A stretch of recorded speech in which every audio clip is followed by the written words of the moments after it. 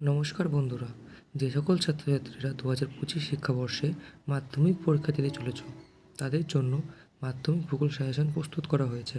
আমি এখানে প্রতিটা অধ্যায় থেকে কিছু কিছু গুরুত্বপূর্ণ 5 নম্বরের প্রশ্ন আলোচনা করেছি। এই সাজেশনগুলি পড়লে ছাত্রছাত্রীরা মাধ্যমিক পরীক্ষায় ভূগোল বিষয়ে 100% সাফল্য পাবে। বহির্জাত প্রক্রিয়া এই অধ্যায়টা থেকে 3টি কোশ্চেন আছে। প্রথম কোশ্চেনটা হলো নদী বা হিমবাহের ক্ষয় ও সঞ্চয় কার্যের ফলে গঠিত ভূমিরূপ। 2 নম্বর কোশ্চেন হিমবাহ ও জলধারার মিলিত কার্যের ফলে গঠিত ভূমিরূপ। 3 নম্বর কোশ্চেন নদী ও বায়ুর মিলিত কার্যের ফলে গঠিত ভূমিরূপ। দ্বিতীয় অধ্যায় বায়ুমণ্ডল। বায়ুমণ্ডল থেকে প্রথম কোশ্চেনটা হলো নিয়ত বায়ুপ্রবাহের উৎপত্তি ও গতিপথ চিত্রসহ বর্ণনা করো। সেকেন্ড কোশ্চেন বায়ুমণ্ডলের উষ্ণতা তারতম্যের কারণ লেখো। 3 নম্বর কোশ্চেন ক্রান্তীয় মৌসুমী জলবায়ু অঞ্চলের বৈশিষ্ট্য এবং 4 নম্বর কোশ্চেন ঘূর্ণবাত ও প্রতাপ ঘূর্ণবাতের মধ্যে পার্থক্য।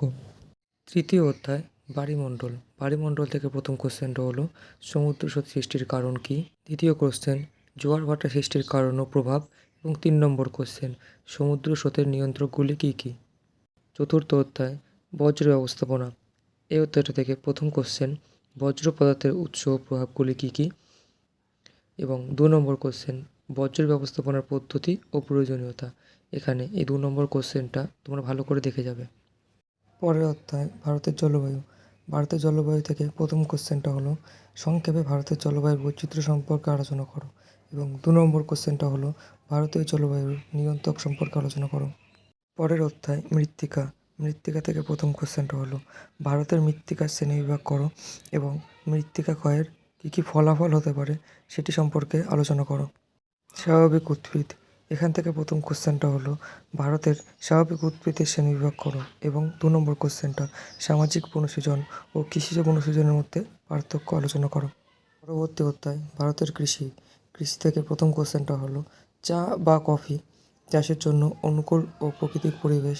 2 নম্বর ধান বা গম চাষের জন্য অনুকূল এবং প্রাকৃতিক পরিবেশ এবং 3 নম্বর কোশ্চেন হলো কার্পাস চাষের জন্য অনুকূল প্রাকৃতিক পরিবেশ।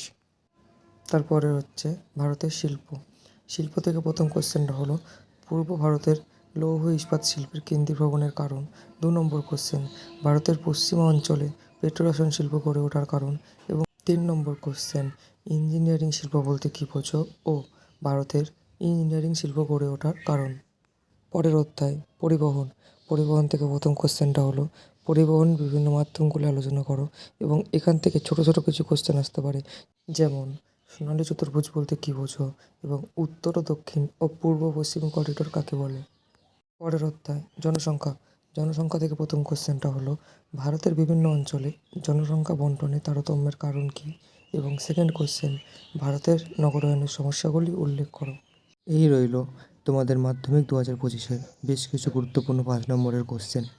আশা করছি এই কোশ্চেনগুলো দেখে গেলে তোমরা অধিকাংশই কোশ্চেন এখান থেকে কমন পাবে এবং তোমাদের পরীক্ষা খুবই ভালো হবে। আরও কিছু কোশ্চেন দেখতে এবং অন্যান্য বিষয়ে কোশ্চেন পেতে এখানে কমেন্ট করো এবং এই চ্যানেলটির সাথে যুক্ত থাকো।